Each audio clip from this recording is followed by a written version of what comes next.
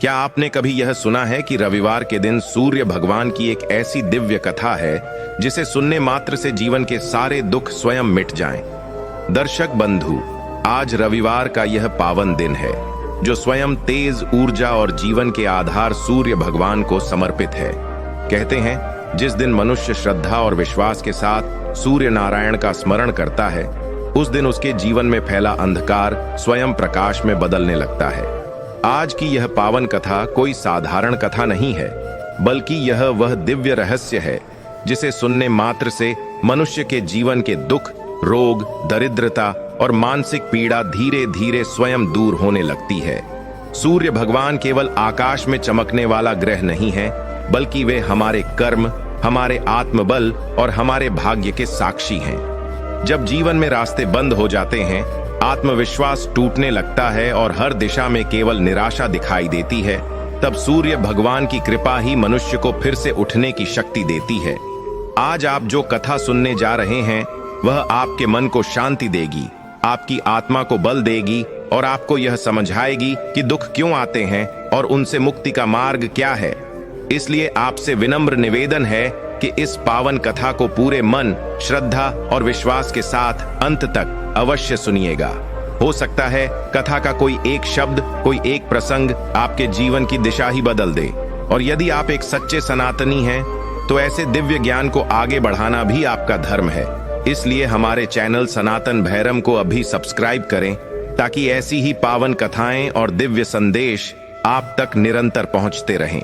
हरिहरपुर नाम का एक छोटा और शांत गांव था, जहां राम बहादुर नाम का एक लोहार रहता था। राम बहादुर स्वभाव से बहुत ही सीधा, सरल और मेहनती इंसान था। उसके जीवन का बस एक ही नियम था, सुबह उठकर सूर्य देव को जल चढ़ाना और फिर दिन भर अपनी छोटी सी दुकान में लोहे को आकार देने के लिए पसीना बहाना। उसके पास धन दौलत तो नहीं थी, लेकिन उसके मन में संतोष का खजाना था। राम बहादुर की पत्नी का नाम प्रेमलता था। प्रेमलता जैसा उसका नाम था, वैसा ही उसका स्वभाव भी था। वह हर परिस्थिति में अपने पति के साथ चट्टान की तरह खड़ी रहती थी। गरीबी होने के बावजूद उन दोनों के चेहरे पर कभी शिकन नहीं आती थी, क्योंकि उनका विश्वास था कि ऊपर वाला जो करता है, अच्छे के लिए ही करता है। राम बहादुर और प्रेमलता की 3 संतानें थीं, रामू, धीरज और राकेश। तीनों ही अब बड़े हो चुके थे। राम बहादुर ने अपनी पूरी जवानी इन तीनों को पालने और बड़ा करने में खपा दी थी। वह चाहता था कि उसके बच्चे लोहे की भट्टी की तपिश से दूर रहें और कोई अच्छा काम करें। सबसे बड़ा बेटा रामू बहुत समझदार और आज्ञाकारी था। वह अक्सर अपने पिता के काम में हाथ बंटाने की कोशिश करता, लेकिन राम बहादुर उसे मना कर देता और कहता कि तुम अपनी पढ़ाई पर ध्यान दो। दूसरा बेटा धीरज भी शांत स्वभाव का था और घर के कामों में अपनी मां की मदद करता था। लेकिन सबसे छोटा बेटा राकेश इन दोनों से बिल्कुल अलग था। राकेश बचपन से ही जिद्दी स्वभाव का था और जवानी की दहलीज पर कदम रखते ही वह गलत संगत में पड़ गया था। गांव के कुछ बिगड़े हुए लड़कों के साथ उठना बैठना उसे रास आने लगा था। धीरे धीरे उसे शराब की बुरी लत लग गई। राम बहादुर जब भी राकेश को नशे की हालत में देखता, उसका दिल बैठ जाता। वह अक्सर प्रेमलता से कहता कि हमने तो तीनों को एक जैसा संस्कार दिया, फिर राकेश ऐसा क्यों निकल गया। प्रेमलता उसे समझाती कि समय के साथ सब ठीक हो जाएगा, आप सूर्य भगवान पर भरोसा रखिए। लेकिन पिता का मन तो पिता का ही होता है। राकेश की यह हालत राम बहादुर को अंदर ही अंदर खाए जा रही थी। घर की आर्थिक स्थिति वैसे भी बहुत अच्छी नहीं थी। लोहार का काम अब पहले जैसा नहीं चलता था। मशीनों का जमाना आ गया था और हाथ से बने औजारों की मांग कम हो गई थी। कई कई दिन ऐसे बीत जाते जब राम बहादुर की दुकान पर कोई ग्राहक नहीं आता। कभी कभी तो घर में चूल्हा जलना भी मुश्किल हो जाता था। लेकिन राम बहादुर ने कभी हिम्मत नहीं हारी। वह हर रविवार को विशेष रूप से सूर्य व्रत रखता था। उसका मानना था कि सूर्य देव ही इस जगत के प्रत्यक्ष देवता हैं और वही उसके अंधकारमय जीवन में उजाला लाएंगे। एक रविवार की बात है, राम बहादुर सुबह सुबह नदी किनारे सूर्य देव को अर्घ्य देने गया। नदी का पानी ठंडा था और सुबह की हवा में हल्की ठंडक थी। राम बहादुर ने कमर तक पानी में उतरकर लोटा उठाया और मंत्र उच्चारण करते हुए सूर्य देव को जल अर्पित किया। जल चढ़ाते समय उसकी आंखों से आंसू छलक पड़े। उसने हाथ जोड़कर प्रार्थना की कि हे भास्कर, हे दिनकर, मेरे परिवार पर दया करो। मुझे धन नहीं चाहिए, मुझे महल नहीं चाहिए, बस मेरे बेटे राकेश को सन्मार्ग पर ला दो और मेरे घर की गरीबी इतनी दूर कर दो कि हम इज्जत की रोटी खा सकें। वह काफी देर तक वहीं खड़ा प्रार्थना करता रहा। उसे क्या पता था कि आज उसकी पुकार सुनी जाने वाली है, लेकिन वह पुकार एक ऐसी परीक्षा के रूप में आएगी जिसकी उसने कल्पना भी नहीं की थी। उसी दिन दोपहर के समय जब राम बहादुर अपनी दुकान पर बैठा ग्राहकों का इंतजार कर रहा था, तभी वहां एक रथ आकर रुका। हरिहरपुर गांव में रथ आना बड़ी बात थी। रथ से एक भारी भरकम शरीर वाला व्यक्ति नीचे उतरा। उसने कीमती कपड़े पहन रखे थे और गले में सोने की मोटी चेन थी। यह कोई और नहीं बल्कि पास के कस्बे का एक बहुत बड़ा और चालाक सेठ माणिकचंद था। माणिकचंद अपनी कंजूसी और चालाकी के लिए पूरे इलाके में मशहूर था। वह कभी किसी का भला नहीं करता था जब तक कि उसमें उसका अपना मोटा फायदा न हो। माणिकचंद को अपनी दुकान के सामने देखकर राम बहादुर सकपका गया। उसने तुरंत खड़े होकर सेठ जी को प्रणाम किया। माणिकचंद ने अपनी धूर्त आंखों से राम बहादुर की टूटी फूटी दुकान का जायजा लिया और फिर एक कुटिल मुस्कान के साथ बोला, राम बहादुर, मैंने सुना है तुम इस इलाके के सबसे ईमानदार और मेहनती लोहार हो। राम बहादुर ने विनम्रता से कहा, सेठ जी, यह तो बड़ों का आशीर्वाद है, मैं तो बस अपना काम जानता हूं। माणिकचंद ने कहा, मुझे तुमसे एक बहुत खास काम है। मेरे पास एक पुरानी संदूक है जिसकी चाबी खो गई है। वह संदूक मेरे पूर्वजों की निशानी है और उसे बिना तोड़े खोलना है। मैंने शहर के बड़े बड़े कारीगरों को दिखाया, लेकिन कोई उसे खोल नहीं पाया। लोगों ने कहा कि शायद राम बहादुर ही यह काम कर सकता है। राम बहादुर ने सोचा कि अगर वह सेठ का काम कर देगा तो शायद उसे अच्छे पैसे मिल जाएंगे, जिससे घर का राशन आ जाएगा। उसने हामी भर दी और कहा, जी सेठ जी, आप संदूक भिजवा दीजिए, मैं पूरी कोशिश करूंगा। माणिकचंद ने कहा, संदूक यहां नहीं लाया जा सकता, तुम्हें मेरे साथ मेरी हवेली चलना होगा। और हां, अगर तुमने वह संदूक खोल दिया तो मैं तुम्हें मुंह मांगा इनाम दूंगा। इनाम की बात सुनकर राम बहादुर की आंखों में चमक आ गई। उसे लगा कि शायद सूर्य भगवान ने उसकी सुबह की प्रार्थना सुन ली है। उसने अपनी पत्नी प्रेमलता को खबर भिजवाई और सेठ माणिकचंद के साथ उसके रथ में बैठकर हवेली की ओर चल पड़ा। लेकिन राम बहादुर यह नहीं जानता था कि वह संदूक महज एक संदूक नहीं था, बल्कि मुसीबतों का पिटारा था। माणिकचंद उसे किसी काम के लिए नहीं, बल्कि एक गहरी साजिश का मोहरा बनाने के लिए ले जा रहा था। रास्ते भर माणिकचंद उसे मीठी मीठी बातों में फंसाए रखा, लेकिन उसकी आंखों में छिपी क्रूरता को सीधा साधा राम बहादुर देख नहीं पाया। जब वे हवेली पहुंचे तो वहां का नजारा देखकर राम बहादुर दंग रह गया। इतनी बड़ी हवेली उसने आज तक नहीं देखी थी। नौकर चाकर इधर उधर दौड़ रहे थे। माणिकचंद उसे सीधा एक अंधेरे कमरे में ले गया, जहां एक कोने में एक पुराना और बेहद भारी लोहे का संदूक रखा था। उस संदूक पर अजीब तरह की नक्काशियां बनी हुई थीं, जो देखने में डरावनी लग रही थीं। सेठ ने संदूक की ओर इशारा करते हुए कहा, यही है वह संदूक, इसे आज रात तक खोलना है, लेकिन याद रहे इस पर खरोंच भी नहीं आनी चाहिए। राम बहादुर ने अपने औजार निकाले और संदूक के ताले को जांचने लगा। ताला बहुत ही जटिल था।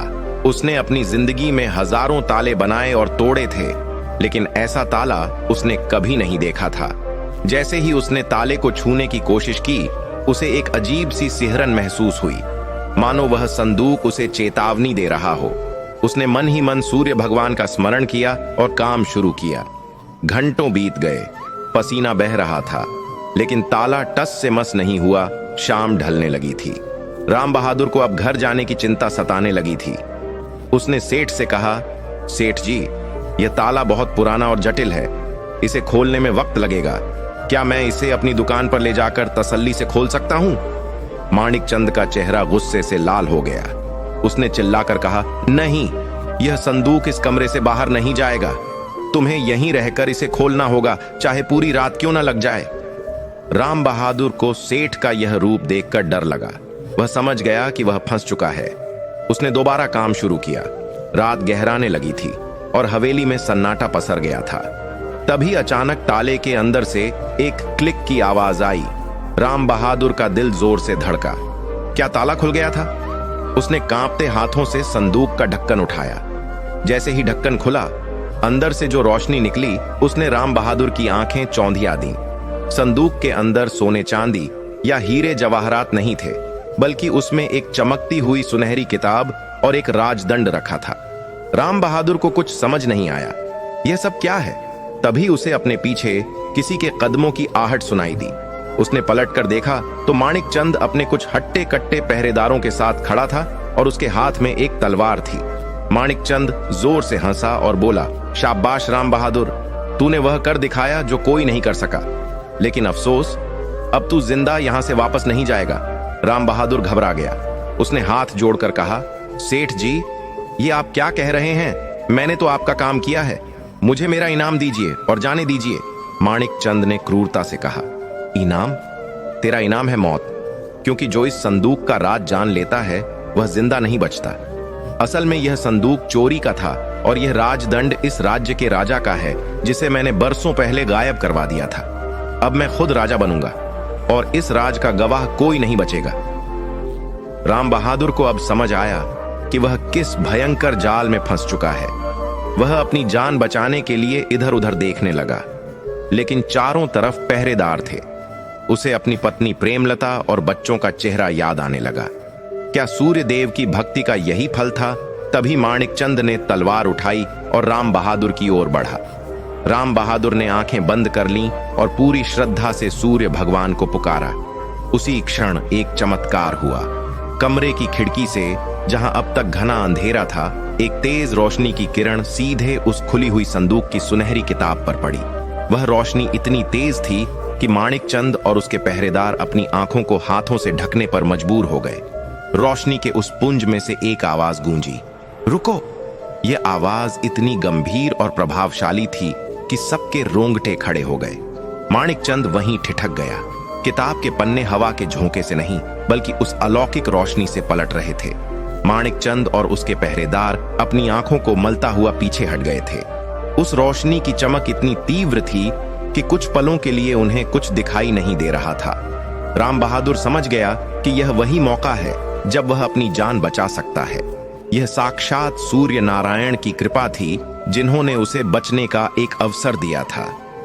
बिना एक पल गंवाए राम बहादुर ने अपनी पूरी ताकत बटोरी और खुले दरवाजे की तरफ भागा। उसकी उम्र ढल चुकी थी, लेकिन मौत का डर इंसान के पैरों में बिजली भर देता है। वह गलियारों से होता हुआ सीढ़ियां उतरकर हवेली के मुख्य द्वार की ओर दौड़ा। पीछे से माणिक चंद की दहाड़ सुनाई दी, पकड़ो उसे, वह भागने न पाए। अगर वह बच गया तो हम सब मारे जाएंगे। पहरेदारों की आंखों की रोशनी धीरे धीरे वापस आ रही थी और वे नंगी तलवारें लेकर लोहार के पीछे लपके। लेकिन राम बहादुर तब तक हवेली की ऊंची दीवारों को पार करके बाहर निकल चुका था। बाहर घना अंधेरा था और जंगल का रास्ता पत्थरीला था, लेकिन राम बहादुर रुका नहीं। झाड़ियों के कांटे उसके पैरों में चुभ रहे थे, कपड़े फट रहे थे और सांस फूल रही थी। उसे बस एक ही धुन सवार थी कि किसी तरह अपने घर, अपनी पत्नी और बच्चों तक पहुंचना है। वह जानता था कि माणिक चंद अब चुप नहीं बैठेगा।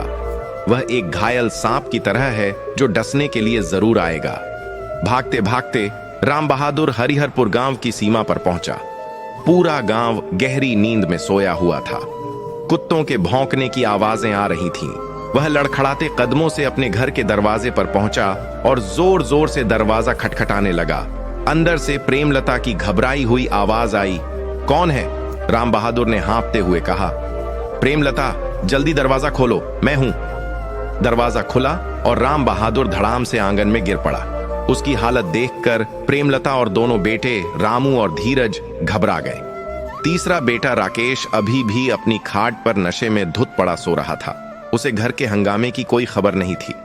प्रेमलता ने राम बहादुर को पानी पिलाया और पूछा, जी, यह सब क्या है? आप तो सेठ के यहाँ काम करने गए थे, यह हालत कैसे हुई? राम बहादुर ने कांपते हुए पूरी बात बताई। उसने बताया कि कैसे सेठ माणिक चंद ने उसे धोखे से बुलाया। वह संदूक चोरी का था और उसमें राजा का राजदंड था। उसने यह भी बताया कि सेठ अब राजा बनने की साजिश रच रहा है और वह उसे मारने वाला था। यह सुनते ही रामू और धीरज के चेहरे का रंग उड़ गया। रामू ने डरते हुए कहा, पिताजी, सेठ माणिकचंद बहुत ताकतवर आदमी है। उसका हाथ शहर के हाकिम तक है। वह हमें नहीं छोड़ेगा। हमें रातों रात गांव छोड़कर भाग जाना चाहिए। लेकिन राम बहादुर ने सिर हिलाया। उसने कहा, बेटा, हम भागकर कहां जाएंगे?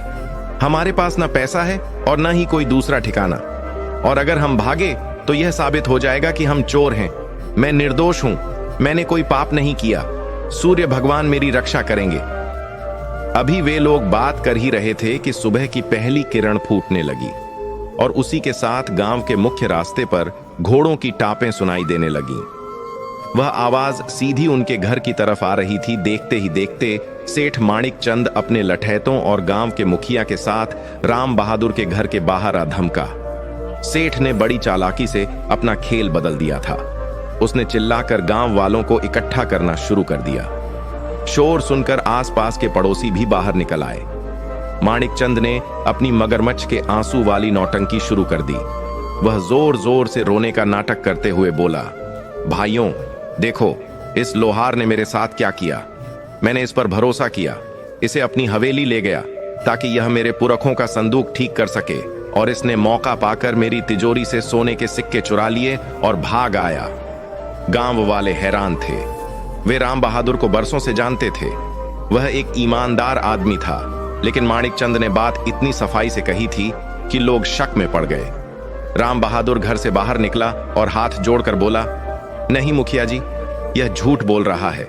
यह मुझे मारना चाहता था क्योंकि मैंने इसका वह राज जान लिया था जो। इससे पहले कि राम बहादुर अपनी बात पूरी कर पाता, माणिकचंद के इशारे पर एक लठैत ने पीछे से राम बहादुर के सिर पर लाठी दे मारी। राम बहादुर दर्द से कराहता हुआ जमीन पर गिर पड़ा। प्रेमलता चीखती हुई उसे बचाने दौड़ी। रामू और धीरज भी बीच बचाव करने आए, लेकिन सेठ के आदमियों ने उन्हें पकड़ लिया। माणिकचंद ने मुखिया से कहा, देखो, यह चोर अब मुझ पर ही इल्जाम लगा रहा है। अगर यह सच बोल रहा है तो इसकी तलाशी लो। चोरी का माल इसके घर में ही मिलेगा। यह सेठ की पहले से रची हुई साजिश थी। उसके एक आदमी ने भीड़ का फायदा उठाकर चुपके से सोने की एक थैली राम बहादुर की भट्टी के पास राख के ढेर में दबा दी थी। मुखिया ने हुक्म दिया, घर की तलाशी ली जाए। सेठ के आदमी घर में घुसे और दिखावे के लिए इधर उधर सामान फेंकने लगे। थोड़ी ही देर में एक आदमी चिल्लाया, मिल गया चोरी का माल। वह राख में सनी हुई सोने की थैली लेकर बाहर आया। यह देखते ही गांव वालों में कानाफूसी शुरू हो गई। किसी को यकीन नहीं हो रहा था कि राम बहादुर ऐसा कर सकता है, लेकिन सबूत सामने था। राम बहादुर रोता रहा, गिड़गिड़ाता रहा कि यह साजिश है, लेकिन अमीर सेठ की चमक के आगे गरीब के आंसुओं की कोई कीमत नहीं थी। तभी घर के अंदर से राकेश, जो अब तक नशे में सो रहा था, शोर सुनकर बाहर आया। अपनी आंखों को मलता हुआ उसने देखा कि उसके पिता जमीन पर पड़े हैं और घर पर हमला हुआ है। बजाय अपने पिता का साथ देने के, उसने भीड़ को देखकर डर के मारे कहा, मैंने तो पहले ही कहा था पिताजी कि बड़े लोगों के मुंह नहीं लगना चाहिए। अब देखो, बुढ़ापे में चोरी करनी पड़ी ना। अपने ही बेटे के मुंह से ऐसी बात सुनकर राम बहादुर का दिल टूट गया। उसे लगा जैसे किसी ने उसके सीने में खंजर घोंप दिया हो। सेठ माणिकचंद मन ही मन मुस्कुराया कि उसका काम और आसान हो गया। मुखिया ने फैसला सुनाया, राम बहादुर, तुम्हारे घर से चोरी का माल मिला है, इसलिए तुम्हें गिरफ्तार करके नगर के कारागार में भेजा जाएगा। जब तक राजा का दरबार नहीं लगता, तुम कैद में रहोगे। सेठ के आदमियों ने राम बहादुर के हाथों में जंजीरें बांध दी। प्रेमलता उनके पैरों में गिरकर भीख मांगने लगी, मेरे पति निर्दोष हैं, उन्हें मत ले जाओ। लेकिन सेठ ने उसे ठोकर मार दी। राम बहादुर को घसीटते हुए ले जाया जाने लगा। जाते जाते उसने एक आखिरी बार अपने घर और अपने बिखरते परिवार को देखा। उसकी नजर आसमान में चढ़ते हुए सूर्यदेव पर पड़ी। उसकी आंखों में शिकायत थी, एक मूक प्रश्न था, हे प्रभु, मैंने जीवन भर आपकी भक्ति की, सत्य की राह पर चला, फिर यह कैसा न्याय है?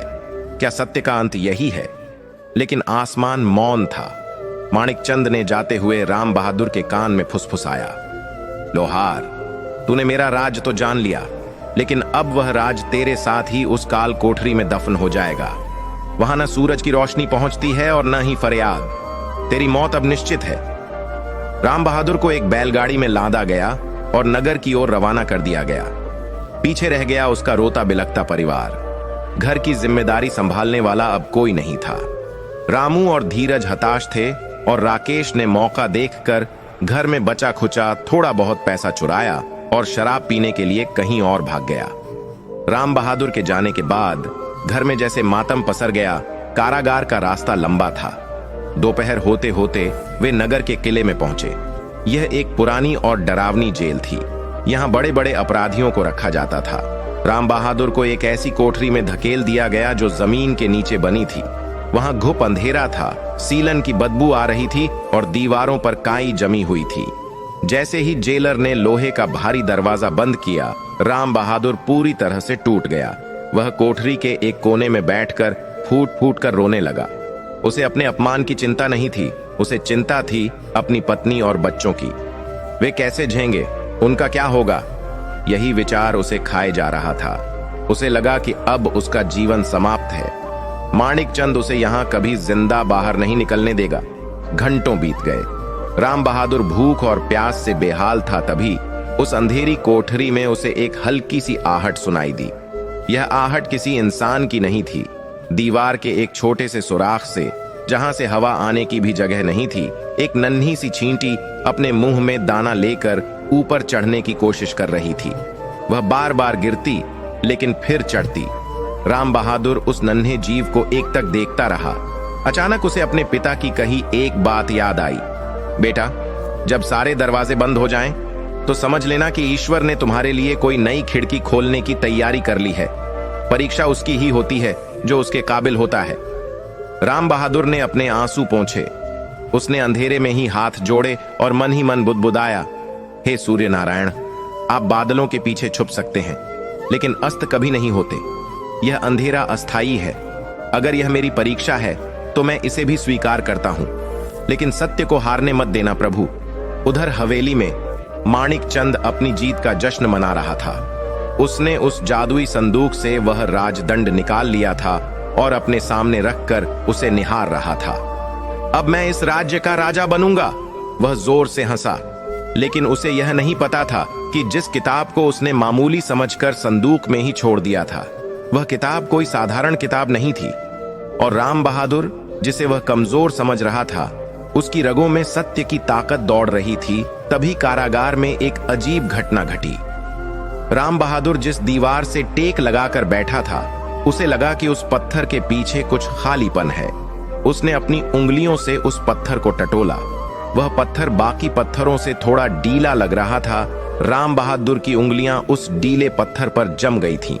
अंधेरा इतना घना था कि उसे अपनी हथेली भी ठीक से दिखाई नहीं दे रही थी, लेकिन एक लोहार होने के नाते उसके हाथों में लोहे जैसी ताकत थी और स्पर्श की अद्भुत समझ थी।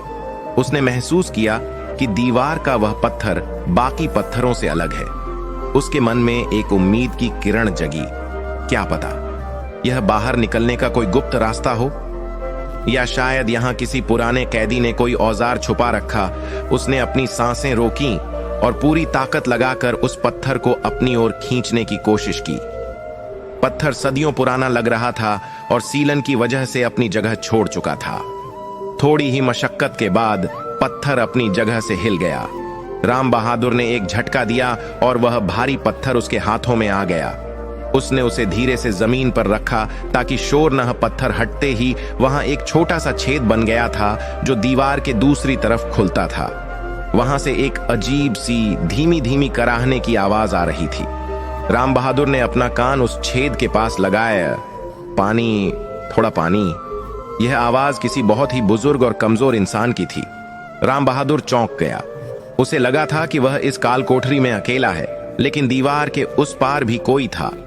राम बहादुर खुद प्यासा था। उसे कैद हुए कई घंटे हो चुके थे और उसके गले में कांटे चुभ रहे थे। जेलर ने उसे एक छोटे से मिट्टी के सकोरे में थोड़ा सा पानी दिया था जो उसने अब तक बचा कर रखा था। उसने एक पल के लिए सोचा। उसका अपना गला सूख रहा था, लेकिन उसके संस्कारों ने उसे रोका। उसने सोचा, हे सूर्य देव, शायद यह आपकी ही कोई लीला है। मेरे पास जो थोड़ा सा जल है वह किसी मरते हुए को जीवन दे सकता है। राम बहादुर ने अपनी प्यास को मार दिया। उसने मुश्किल से उस छोटे से छेद के जरिए अपना पानी का स्कोरा दूसरी तरफ सरका दिया और बोला, बाबा, यह लीजिए पानी। मेरे पास बस इतना ही है। उधर से स्कोरा उठाने की आवाज आई और फिर पानी पीने की। थोड़ी देर बाद उस तरफ से एक भारी और कंपकपाती हुई आवाज आई, तुम कौन हो नेक इंसान? इस नरक में जहां लोग एक दूसरे का मांस नोचने को तैयार रहते हैं, तुमने अपनी प्यास त्याग कर मुझे पानी पिलाया। तुम कोई साधारण अपराधी नहीं हो सकते। राम बहादुर ने दीवार से सटकर बैठते हुए अपनी पूरी कहानी सुना दी। उसने बताया कि कैसे वह एक मामूली लोहार है और कैसे सेठ माणिक चंद ने उसे धोखे से फंसाया, उस संदूक को खुलवाया और अब राजा बनने के सपने देख रहा है। जैसे ही राम बहादुर ने संदूक और माणिक चंद का नाम लिया, दीवार के उस पार सन्नाटा छा गया। कुछ पल बाद उस बुजुर्ग कैदी की आवाज में एक अजीब सी उत्तेजना आ गई। वह बोला, माणिक चंद, वह दुष्ट अब तक जिंदा है और उसने वह संदूक पा लिया। बेटा, तुम नहीं जानते कि तुमने आज क्या किया है। तुमने अनजाने में एक बहुत बड़े तूफान को आजाद कर दिया है। राम बहादुर ने पूछा, आप कौन हैं बाबा, और आप उस संदूक के बारे में क्या जानते हैं? बुजुर्ग ने गहरी सांस ली और कहा, मेरा नाम विद्याधर है। 20 साल पहले मैं इस राज्य का राज ज्योतिषी था। वह संदूक राजा का नहीं था, बल्कि वह संदूक एक प्राचीन शाप और वरदान दोनों को अपने भीतर समेटे हुए था। उस संदूक की रक्षा की जिम्मेदारी मेरी थी। माणिक चंद उस वक्त राजा का खजांची हुआ करता था। उसकी नजर हमेशा उस संदूक पर थी। उसने राजा को जहर देकर मरवा दिया और इल्जाम मुझ पर लगा दिया। तब से मैं इस अंधेरी कोठरी में सड़ रहा हूं। माणिक चंद ने संदूक चुरा तो लिया था, लेकिन वह उसे खोल नहीं पाया था, क्योंकि उसकी चाबी मैंने नदी में फेंक दी थी। राम बहादुर का सिर चकराने लगा। तो माणिक चंद सिर्फ एक सेठ नहीं, बल्कि राजा का हत्यारा भी था।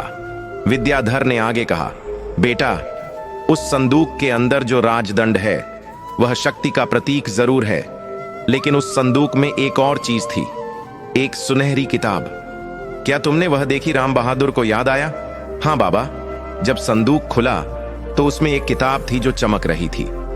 माणिक चंद ने उसे वहीं छोड़ दिया। उसका ध्यान सिर्फ राजदंड पर था। विद्याधर ने राहत की सांस ली। शुक्र है सूर्य नारायण का। मूर्ख माणिक चंद को पता ही नहीं कि असली ताकत उस राजदंड में नहीं, बल्कि उस किताब में लिखे मंत्रों में है। वह राजदंड तब तक महज एक सोने का टुकड़ा है जब तक उसे सूर्य मंत्रों से सिद्ध न किया जाए। और अगर किसी अयोग्य व्यक्ति ने, जिसके मन में पाप हो, उस राजदंड का इस्तेमाल बिना सिद्धि के किया, तो वह राजदंड उसके विनाश का कारण बन जाएगा। राम बहादुर को अब समझ आ रहा था कि खेल अभी खत्म नहीं हुआ है, लेकिन तभी उसे अपने परिवार की चिंता सताने लगी।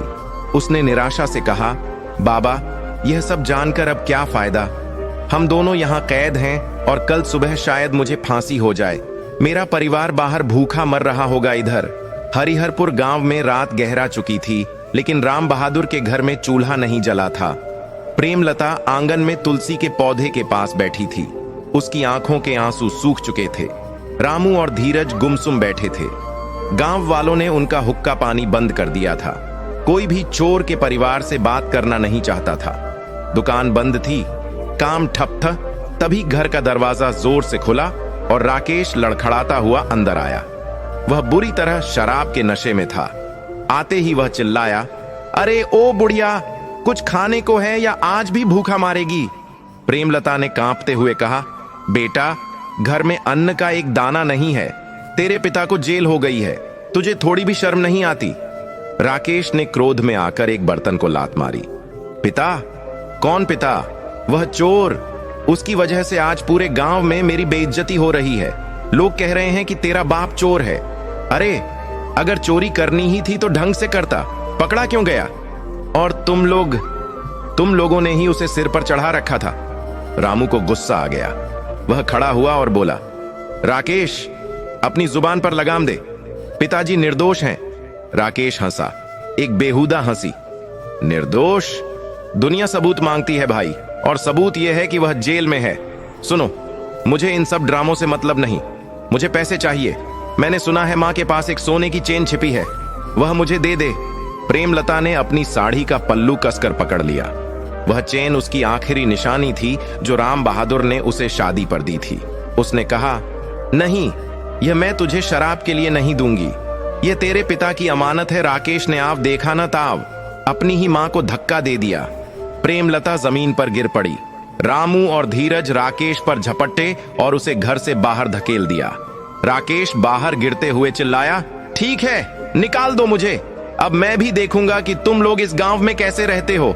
मैं जा रहा हूं सेठ माणिकचंद के पास, वही अब मेरा माई बाप है, वह राजा बनने वाला है, मैं उसकी नौकरी कर लूंगा। राकेश अंधेरे में गायब हो गया। प्रेमलता का दिल टुकड़े टुकड़े हो गया था। एक तरफ पति की जेल, दूसरी तरफ बेटे का यह रूप। उसने आसमान की तरफ हाथ उठाकर कहा, हे सूर्यदेव, अब बस तू ही मेरा सहारा है। मेरे पति की रक्षा करना और मेरे इस भटके हुए बेटे को सद्बुद्धि देना। उधर जेल में विद्याधर राम बहादुर से कह रहा था, हिम्मत मत हारो लोहार, तुमने मुझे पानी पिलाकर मेरे अंदर जीने की एक नई उम्मीद जगा दी है। मुझे इस काल कोठरी का एक ऐसा राज पता है जो जेलर को भी नहीं पता। 20 साल मैंने इसी उम्मीद में काटे हैं कि कोई नेक इंसान आएगा। इस दीवार के नीचे एक पुरानी सुरंग है जो सीधे नदी के किनारे निकलती है, लेकिन उसे खोलने के लिए 2 लोगों की ताकत चाहिए। राम बहादुर की आंखों में चमक आ गई। क्या सच में बाबा, हम भाग सकते हैं? विद्याधर ने कहा, हां, लेकिन यह आसान नहीं होगा। वह सुरंग सालों से बंद है, वहां जहरीले कीड़े हो सकते हैं, और अगर हम पकड़े गए तो मौत पक्की है। क्या तुम जोखिम उठाने को तैयार हो? राम बहादुर ने अपने परिवार का चेहरा याद किया। उसने मुट्ठी भींची और कहा, मैं हर जोखिम उठाने को तैयार हूं। मुझे सत्य को साबित करना है। दोनों ने तय किया कि वे आधी रात के बाद, जब पहरेदार सो रहे होंगे, तब अपना काम शुरू करें। दूसरी तरफ हवेली में सेठ माणिकचंद को नींद नहीं आ रही थी। वह उस राजदंड को हाथ में लिए बैठा था। राजदंड देखने में बहुत सुंदर था, लेकिन उसमें कोई चमक नहीं थी। माणिकचंद ने उसे हिलाया डुलाया, लेकिन कुछ नहीं हुआ। उसने सोचा, राजा बनने के लिए सिर्फ यह डंडा काफी नहीं है। प्रजा और दरबारी इसे तभी मानेंगे जब इसमें वह दैवीय चमक होगी जिसके बारे में कहानियां मशहूर हैं। तभी उसे याद आया कि जब संदूक खुला था तो किताब में से तेज रोशनी निकली थी। किताब? कहीं वह किताब ही तो इस राजदंड की चाबी नहीं है? माणिकचंद बड़बड़ाया। उसने तुरंत अपने खास नौकर को बुलाया और कहा, जाओ, उस कमरे से वह सुनहरी किताब लेकर आओ। नौकर दौड़ा दौड़ा गया और थोड़ी देर में खाली हाथ वापस आया। उसका चेहरा पीला पड़ा था। उसने कांपते हुए कहा, मां, मालिक, गजब हो गया। माणिकचंद चिल्लाया, क्या हुआ? मर गया क्या? बोलता क्यों नहीं? नौकर ने कहा, हुजूर, संदूक खाली है, वह किताब वहां नहीं है। माणिकचंद के पैरों तले जमीन खिसक गई। क्या? वहां कोई नहीं गया था तो किताब कहां गई? तभी उसे याद आया कि जब वह और उसके आदमी आंखों को मल रहे थे, तब राम बहादुर वहां से भागा था। लेकिन राम बहादुर के हाथ खाली था। माणिकचंद का शक गहरा गया। जरूर उस लोहार ने कोई चाल चली है। या तो वह किताब वहीं कहीं छुपी है, या फिर उस जादुई किताब ने खुद को छिपा लिया है। माणिकचंद का गुस्सा 7वें आसमान पर था। उसने कसम खाई, अगर वह किताब मुझे नहीं मिली तो मैं पूरे हरिहरपुर गांव को आग लगा दूंगा। कल सुबह सबसे पहले उस लोहार से उगलवाऊंगा कि उसने किताब के साथ क्या किया। जेल की कालकोठरी में राम बहादुर और विद्याधर ने अपना काम शुरू कर दिया था। वे कोठरी के फर्श के पत्थर को उखाड़ने की कोशिश कर रहे थे। राम बहादुर के लोहे जैसे हाथ पत्थरों को खोद रहे थे और विद्याधर अपनी कमजोरी के बावजूद मिट्टी हटाने में मदद कर रहा था। उनकी सांसें फूल रही थीं, पसीना बह रहा था, लेकिन वे रुके नहीं। अचानक एक पहरेदार के जूतों की आवाज कोठरी की तरफ आती सुनाई द। कौन है वहां? क्या खटर पटर हो रही है? पहरेदार की भारी आवाज गूंज राम बहादुर और विद्याधर वहीं जम गए। अगर पहरेदार ने अंदर झांक लिया और फर्श खुदा हुआ देख लिया तो सब खत्म हो जाएगा। पहरेदार कदमों की आवाज कोठरी के बिल्कुल दरवाजे पर आकर रुक गई। चाबी के गुच्छे की खनखनाहट हुई। पहरेदार की चाबियों की खनखनाहट अब बिल्कुल दरवाजे पर थी। राम बहादुर और विद्याधर की सांसें गले में अटक गई थीं। फर्श का पत्थर अपनी जगह से हटा हुआ था। और खुदी हुई मिट्टी साफ दिखाई दे रही थी। अगर पहरेदार अंदर आया तो उनकी मौत निश्चित थी। तभी बुजुर्ग विद्याधर ने बिजली की तेजी दिखाई। उसने अपना पुराना मैला कुचैला कंबल उस खुदी हुई जगह पर फेंक दिया और खुद उसके ऊपर गिर पड़ा। जैसे ही ताला खुला और दरवाजा चूं चूं करता हुआ अंदर की तरफ मुड़ा, विद्याधर ने जोर जोर से चिल्लाना और हाथ पैर पटकना शुरू कर दिया। आह, मर गया, पेट में दर्द, बचाओ, कोई है, आह। पहरेदार मशाल लेकर अंदर आया।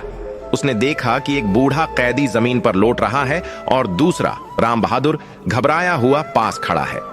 कोठरी में इतनी भयंकर बदबू थी कि पहरेदार ने अपनी नाक पर कपड़ा रख लिया। उसने गुस्से में लात से जमीन ठोकी और चिल्लाया, ए बुढ़े, चुप हो जा, क्यों रात में शोर मचा रहा है? मरने का है तो चुपचाप मर, हमारी नींद क्यों खराब कर रहा है? राम बहादुर ने हाथ जोड़कर डर का नाटक करते हुए कहा, हुजूर, बाबा की तबीयत बहुत खराब है, शायद अब नहीं बचेंगे, बस थोड़ा पानी मिल जाता। पहरेदार को अंदर की गंदगी और बीमारी से घिन आ रही थी।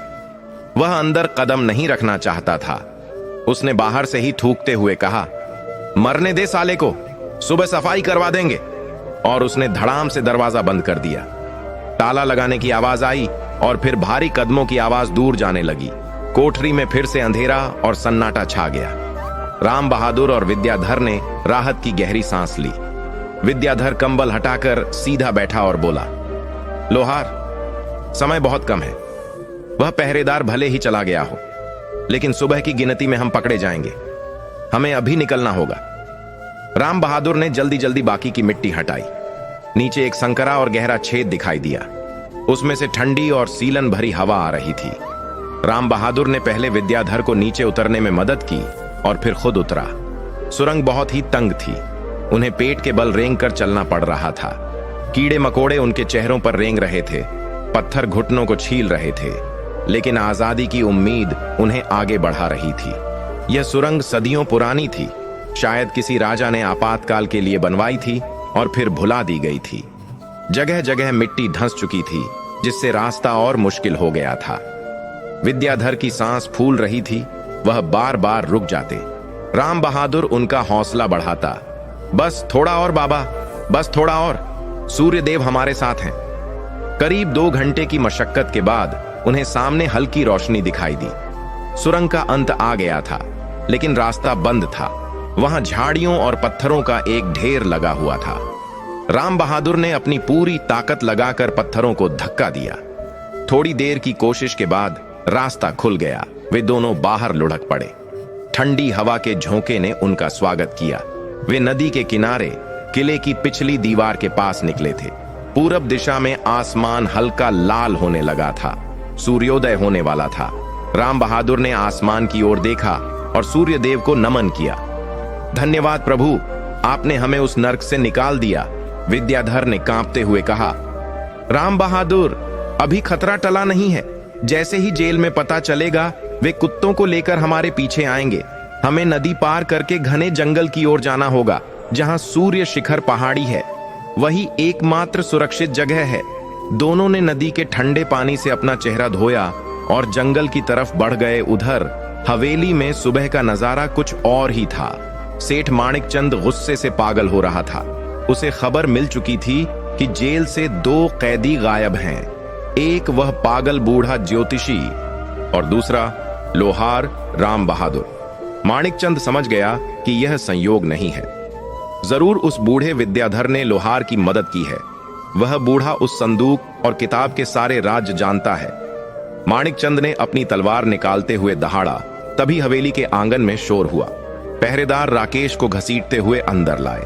राकेश नशे में तो नहीं था, लेकिन रात भर की भटकन और भूख से बेहाल था। माणिकचंद ने उसे देखकर एक कुटिल चाल चली। उसने पहरेदारों को इशारे से रोका और राकेश के पास गया। बड़े प्यार से उसके कंधे पर हाथ रखते हुए बोला, अरे यह तो राम बहादुर का बेटा है, इसे क्यों तंग कर रहे हो? छोड़ो इसे। राकेश हैरान था। उसने सोचा था कि सेठ उसे भी मरवा देगा। उसने डरते हुए कहा, सेठ जी, मेरा अपने पिता से कोई लेना देना नहीं है, मैं तो बस काम मांगने आया था। माणिकचंद ने झूठी हमदर्दी दिखाते हुए कहा, बेटा राकेश, मुझे तुम पर तरस आता है। तुम्हारा पिता बहुत चालाक निकला। वह जेल से भाग गया है। और पता है वह क्यों भागा? क्योंकि उसने मेरी हवेली से वह जादुई किताब चुरा ली थी जिससे वह रातों रात दुनिया का सबसे अमीर आदमी बन सकता है। वह सारा खजाना लेकर अकेले भाग गया, तुम्हें और तुम्हारी मां को गरीबी में सड़ने के लिए छोड़कर। राकेश की आंखों में लालच और नफरत की चमक आ गई। क्या उसके पास खजाना है और उसने हमें बताया तक नहीं? माणिकचंद ने आग में घी डालते हुए कहा। हां, वह चाहता है कि तुम लोग भिखारी बने रहो और वह राजा की तरह जिए।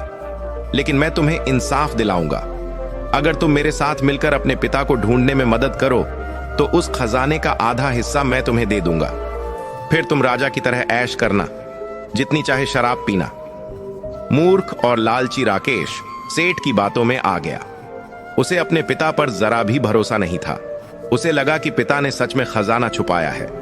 उसने कसम खाते हुए कहा, सेठ जी, मैं उस धोखेबाज को पाताल से भी ढूंढ निकालूंगा।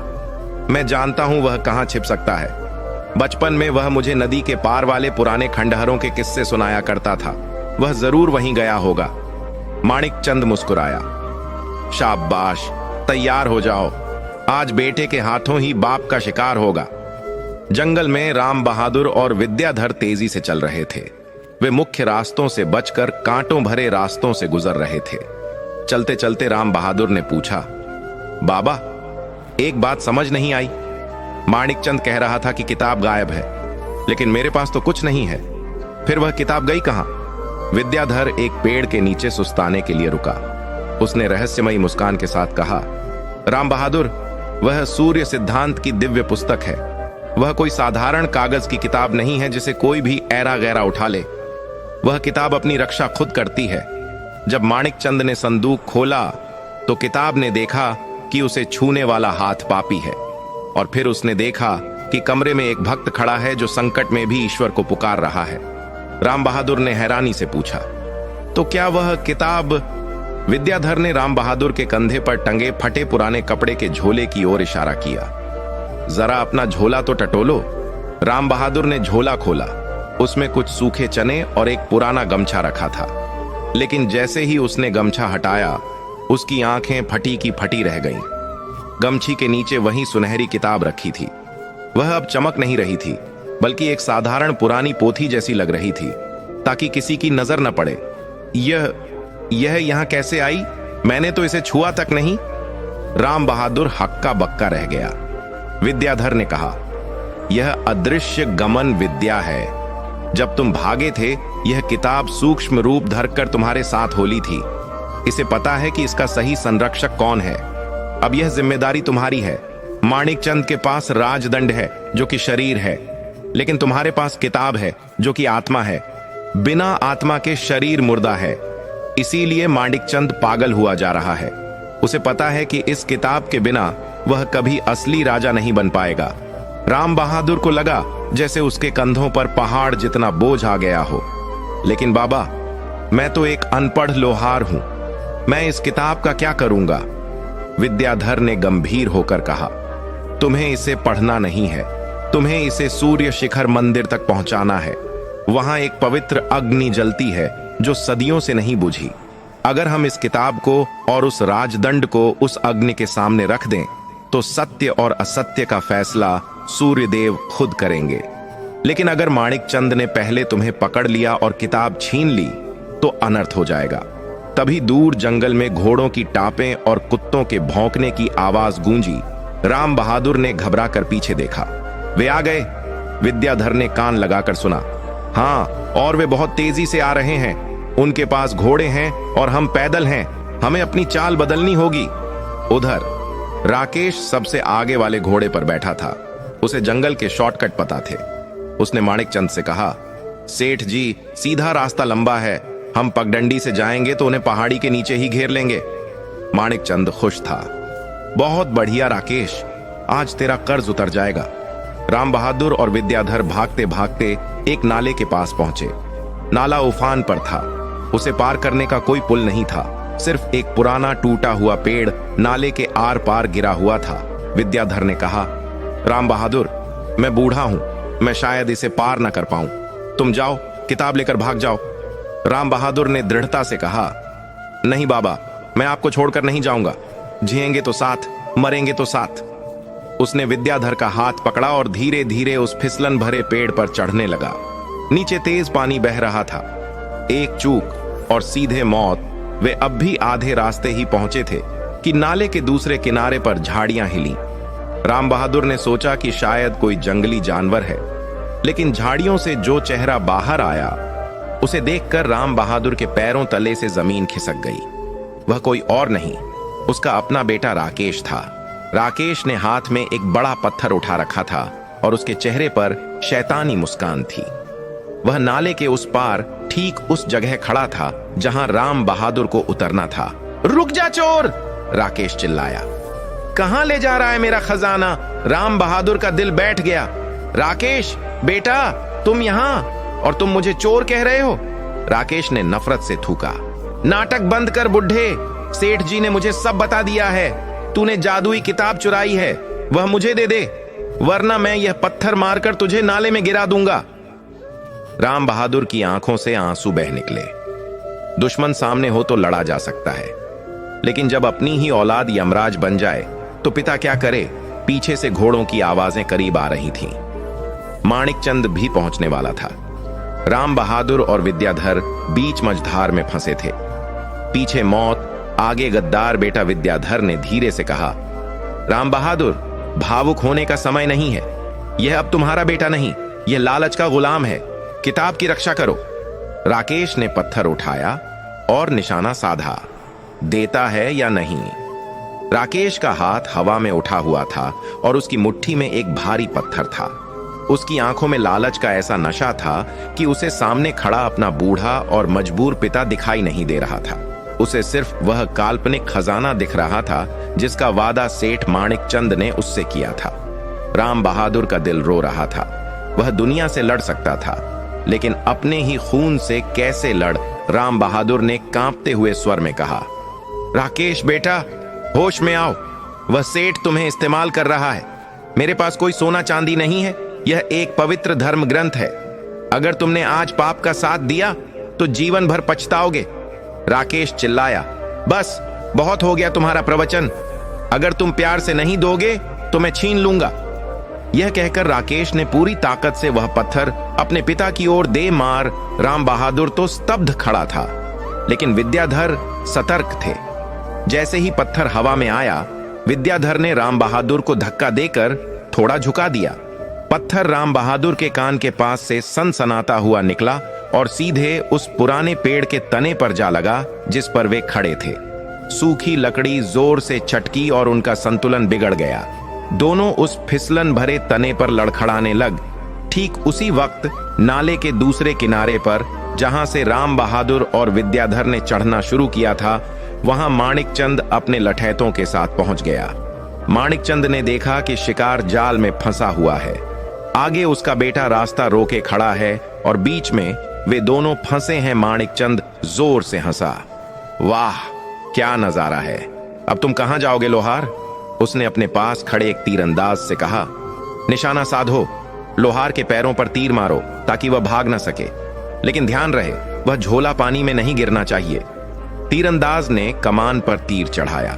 स्थिति बेहद भयानक थी। एक तरफ से बेटा पत्थर बरसाने को तैयार था, दूसरी तरफ से मौत का तीर कमान पर था और नीचे मौत बनकर बहता हुआ उफनता नाल। विद्याधर ने राम बहादुर का हाथ कसकर पकड़ा और उसके कान में चिल्लाए, राम बहादुर, अब सोचने का वक्त नहीं है।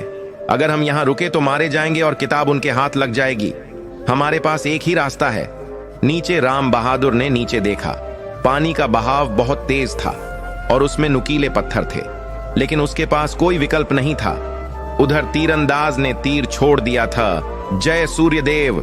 राम बहादुर ने आंखें बंद की और विद्याधर के साथ उफनते नाले में छलांग लगा। नहीं! माणिकचंद और राकेश दोनों एक साथ चिल्ला तीर खाली गया और पेड़ के तने में जा धंसा। राम बहादुर और विद्याधर पानी में गिरते ही गायब हो गए। पानी का बहाव इतना तेज था कि वे एक पल में ही बहकर दूर निकल गए। राकेश किनारे पर खड़ा हक्का बक्का रह गया। उसने अपने पिता को डूबते हुए देखा। एक पल के लिए उसके अंदर का इंसान जागा। उसे लगा कि उसने अपने हाथों से अपने पिता को मार डाला। उसका हाथ जिससे उसने पत्थर फेंका था कांपने लग माणिकचंद गुस्से से लाल होकर नाले के किनारे आया।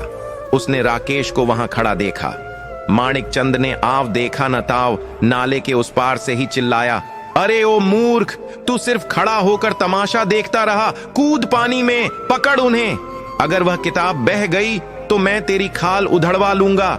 राकेश को जैसे झटका लगा। अभी कुछ देर पहले जो सेठ उसे बेटा कह रहा था अब उसे गालियां दे रहा था।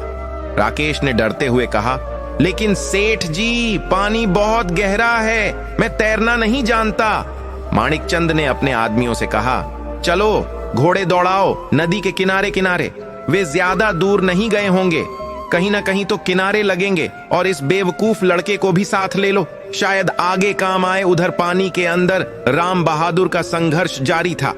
ठंडा पानी उसके शरीर को सुन्न किए दे रहा था।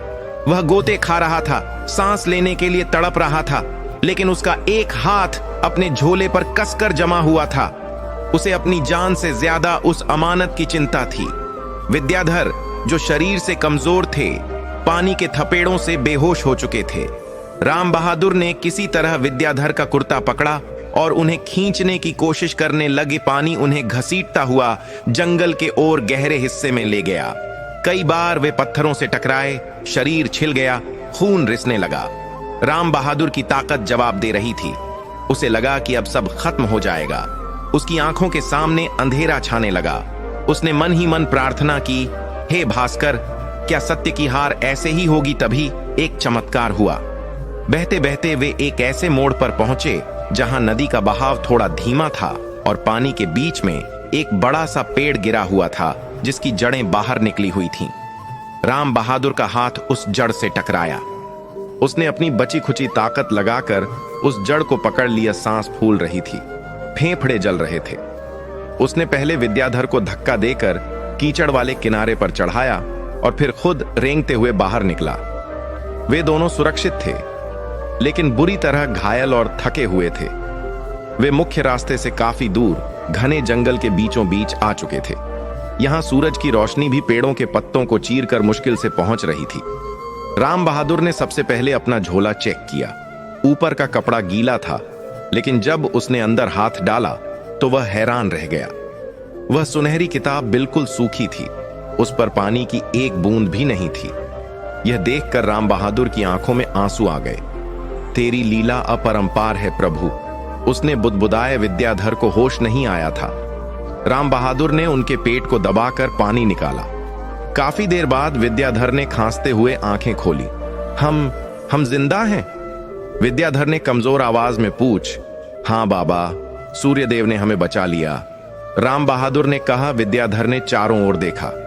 हम भैरव घाटी में आ गए हैं। यह बहुत खतरनाक जगह है, लेकिन एक तरह से अच्छा भी है। माणिकचंद और उसके सिपाही यहां आसानी से नहीं आ पाएंगे। यहां जंगली जानवरों का डर है। राम बहादुर दो ने पूछा, अब हमें किस तरफ जाना है बाबा? विद्याधर ने एक ऊंची पहाड़ी की ओर इशारा किया जिसकी चोटी बादलों में छिपी थी। वह देखो, वही है सूर्य शिखर, हमें वहां पहुंचना है। लेकिन राम बहादुर, अब रास्ता चढ़ाई का है और हमारे शरीर में ताकत नहीं बची है, और सबसे बड़ी बात, हमें भूख लगी है। बिना भोजन के हम वह चढ़ाई नहीं चढ़ पाएंगे। राम बहादुर भी भूख से बेहाल था। कल दोपहर से उसने कुछ नहीं खाया था। उसने जंगल में इधर उधर देखा कि शायद कोई फल मिल जा। तभी उन्हें झाड़ियों के पीछे कुछ सरसराहट सुनाई दी। राम बहादुर सतर्क हो गया। उसने पास पड़ा एक डंडा उठा लिया। क्या माणिकचंद के आदमी यहां तक पहुंच गए, या कोई जंगली जानवर? झाड़ियां हिलीं और वहां से एक छोटी सी लड़की बाहर निकली। उसकी उम्र मुश्किल से 8-9 साल होगी। उसने फटे पुराने आदिवासी कपड़े पहने थे और उसके हाथ में एक टोकरी थी। वह इन दोनों अजनबियों को देखकर डर गई और पीछे हटने लग। राम बहादुर ने डंडा नीचे फेंक दिया और प्यार से कहा, डरो मत बेटी, हम कोई बुरे लोग नहीं हैं, हम बस रास्ता भटक गए हैं। लड़की रुकी। उसने राम बहादुर की आंखों में देखा, जिनमें एक पिता का वात्सल्य था। उसका डर थोड़ा कम हो। विद्याधर ने कहा, बेटी, क्या तुम्हारे पास थोड़ा पानी है, और क्या हमें यहां आसपास कुछ खाने को मिल सकता है? लड़की ने अपनी टोकरी की ओर इशारा किया। उसमें कुछ जंगली बेर और कंदमूल थे। वह धीरे धीरे आगे बढ़ी और टोकरी राम बहादुर के आगे रख दी। राम बहादुर ने कृतज्ञता से हाथ जोड़ लड़की ने तोतली जुबान में कहा, बाबा कहते हैं भूखे को खाना खिलाना सबसे बड़ा पुण्य है। आप लोग घायल हो, मेरे साथ चलो। मेरा घर पास ही एक गुफा में है। मेरे बाबा वैद्य हैं, वे आपकी चोट ठीक कर देंगे। राम बहादुर और विद्याधर ने एक दूसरे को देखा। एक तरफ माणिकचंद की मौत की फौज और दूसरी तरफ यह अनजान मदद। उन्होंने उस नन्ही बच्ची पर भरोसा करने का फैसला किया। वे लड़की के पीछे पीछे चल दिए। थोड़ी दूर जाने पर उन्हें एक पहाड़ी के नीचे बनी गुफा दिखाई दी। गुफा के बाहर एक धूनी जल रही थी और एक जटाधारी साधु जैसा व्यक्ति बैठा जड़ी बूटियां पीस रहा था। लड़की ने दौड़कर उस व्यक्ति को बताया, बाबा 2 मेहमान आए हैं। वह व्यक्ति पलटा। उसका चेहरा तेजमयी था। उसने राम बहादुर और विद्याधर को ध्यान से देखा। उसकी नजर राम बहादुर के झोले पर टिक गई। उसने गंभीर आवाज में कहा, मैं जानता था तुम लोग आओगे। आज सुबह ही सूर्य अर्घ्य देते समय मुझे आभास हुआ था कि 2 यात्री संकट में हैं और वे अपने साथ कुछ ऐसा ला रहे हैं जो इस युग का भाग्य बदल देगा। राम बहादुर चौंक गया। क्या यह वैद्य भी उस किताब के बारे में जानता है? कहीं यह भी माणिकचंद का कोई जासूस तो नहीं? राम बहादुर ने झोले को कसकर पकड़ लिया। वैद्य मुस्कुराया, डरो मत लोहार, मैं उस किताब को नहीं छीनूंगा। लेकिन याद रखना, जिस सत्य को तुम सीने से लगाए घूम रहे हो उसकी परीक्षा अभी शुरू हुई है। माणिकचंद तो बस एक छोटी सी बाधा है। असली दुश्मन तो अब तुम्हारे सामने आने वाला है। राम बहादुर ने पूछा, असली दुश्मन कौन? वैद्य ने आसमान की ओर इशारा किया। समय, आज शाम सूर्य ग्रहण लगने वाला है और अगर ग्रहण खत्म होने से पहले तुम उस किताब को सूर्य शिखर के मंदिर में स्थापित नहीं कर पाए तो उस किताब की सारी शक्ति हमेशा के लिए खत्म हो जाएगी और वह काली शक्तियों के हाथ लग जाएगी। राम बहादुर के पैरों तले जमीन खिसक गई। सूर्य ग्रहण? आज विद्याधर ने घबरा कर कहा, ओह, मैं कैसे भूल गया। पंचांग में आज का दिन ही तो लिखा था। राम बहादुर, हमारे पास अब सिर्फ कुछ ही घंटे बचे हैं और रास्ता बहुत कठिन है। उधर जंगल में माणिकचंद को एक आदिवासी मुखबिर मिल गया था। उसने सोने के सिक्कों के लालच में माणिकचंद को बता दिया, साहब, मैंने 2 लोगों को उस वैद्य की गुफा की तरफ जाते देखा है।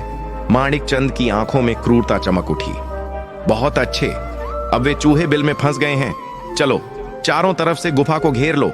आज वैद्य, लोहार और वह बूढ़ा, तीनों की चिता एक साथ जलेगी। राकेश भी साथ था, लेकिन वह खामोश था।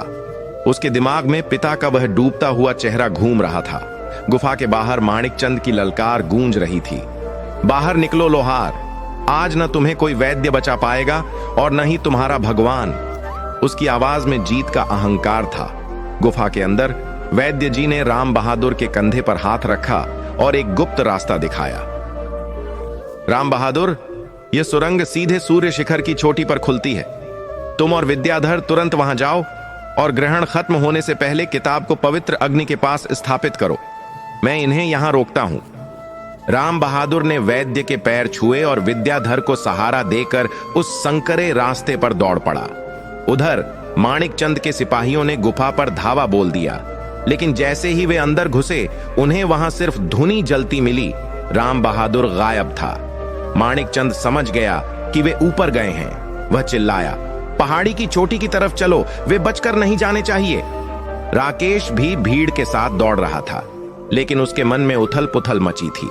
एक तरफ दौलत का लालच था और दूसरी तरफ पिता का वह चेहरा जो मौत के मुंह में भी उसे बेटा कह रहा था। पहाड़ी की चढ़ाई बहुत कठिन थी। आसमान में सूर्य ग्रहण शुरू हो चुका था। दिन में ही रात जैसा अंधेरा छा गया था। हवाएं तेज हो गई थीं। राम बहादुर और विद्याधर गिरते पड़ते चोटी पर पहुंचे।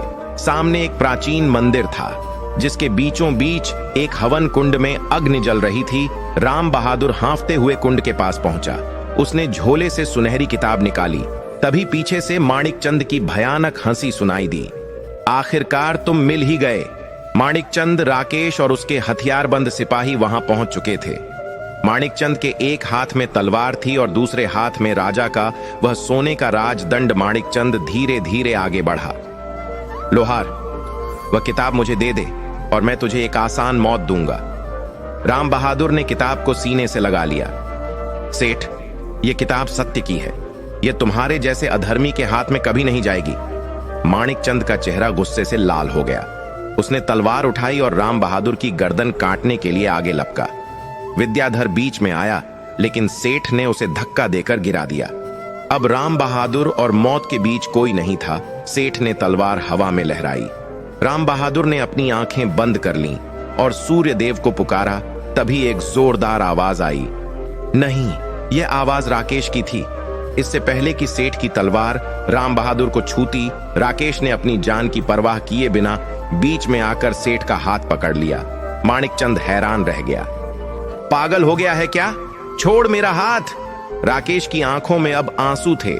वह चिल्लाया, नहीं सेठ, मैं और पाप नहीं कर सकता। वह मेरे पिता हैं। मैं एक शराबी हो सकता हूं, लेकिन हत्यारा नहीं।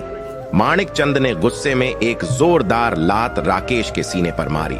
राकेश दूर जाकर गिरा और उसके मुंह से खून निकल आया, लेकिन उसने राम बहादुर को भागने का मौका दे दिया था। पिताजी, किताब स्थापित कीजिए। राकेश दर्द से कराहते हुए चिल्लाया। उसी क्षण आसमान में एक अद्भुत घटना घटी। सूर्य ग्रहण समाप्त हो रहा था। काले साए के पीछे से सूर्य की पहली किरण एक हीरे की तरह चमक उठी। राम बहादुर ने जय सूर्यदेव का नारा लगाया और वह सुनहरी किताब हवन कुंड के पास बने एक पवित्र स्थान पर रख दी। जैसे ही सूर्य की वह पहली दिव्य किरण उस सुनहरी किताब पर पड़ी, किताब के पन्ने अपने आप खुल गए। उसमें से एक तेज रोशनी का पुंज निकला जो सीधा आसमान की ओर गया।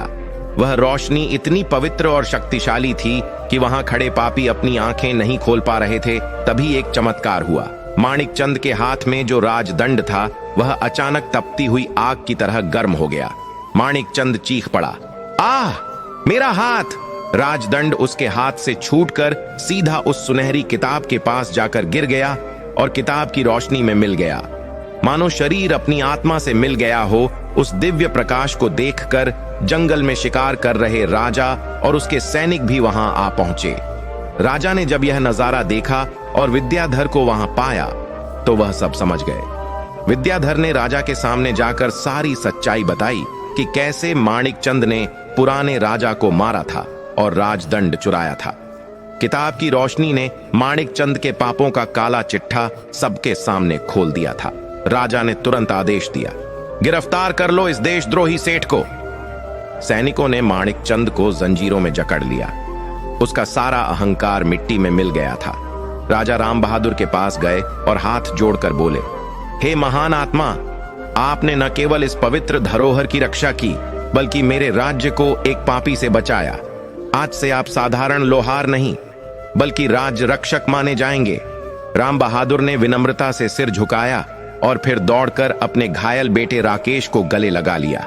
राकेश फूट फूट कर रोने लगा, पिताजी, मुझे माफ कर दीजिए, मैं भटक गया था। राम बहादुर और वहां पहुंची प्रेमलता ने उसे गले लगा लिया। सूर्यदेव की कृपा से परिवार फिर एक हो गया था। राजा ने राम बहादुर को इनाम में ढेर सारा धन, जमीन और सम्मान दिया। राम बहादुर का घर अब खुशियों से भर गया था। गरीबी हमेशा के लिए विदा हो गई थी। राकेश ने शराब छोड़ दी और वह अब मंदिर की सेवा और पिता के काम में हाथ बंटाने लगा। रामू और धीरज को भी राज दरबार में नौकरी मिल गई, लेकिन इतनी दौलत मिलने के बाद भी राम बहादुर ने अपना नियम नहीं बदला। वह हर रविवार को सूर्यदेव का व्रत रखता और लोगों को यही सीख देता, जीवन में चाहे कितना भी अंधेरा हो, चाहे कितनी भी मुसीबतें हों, अगर तुम्हारा मन सच्चा है और ईश्वर पर अटूट विश्वास है तो सूर्य की किरण एक न एक दिन तुम्हारे जीवन में जरूर आएगी। सत्य परेशान हो सकता है लेकिन पराजित नहीं।